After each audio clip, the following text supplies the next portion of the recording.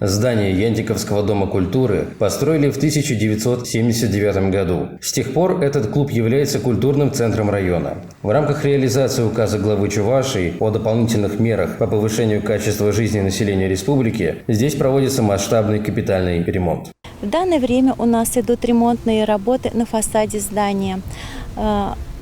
После демонтажа старой части у нас здание утеплено. И сзади будет отделано штукатуркой, а спереди будут использован красивый керамогранит.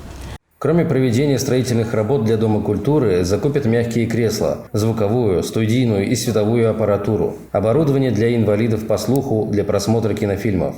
Помещение районной библиотеки также находится в здании клуба. В этом году здесь провели косметический ремонт, заменили отопление, окна и двери. Закуплено новое оборудование, мебель и обновлен книжный фонд на 842 тысячи рублей. На площади перед Домом культуры проходит второй этап благоустройства территории. Годом ранее здесь положили брусчатку и новый асфальт. На сегодняшний день идет установка уличной сцены.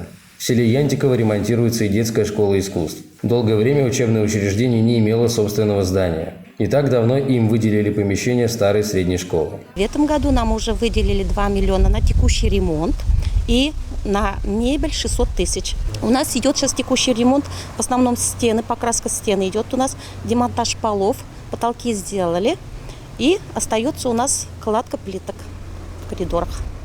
В прошлом году для юных талантов закупили музыкальные инструменты и мебель.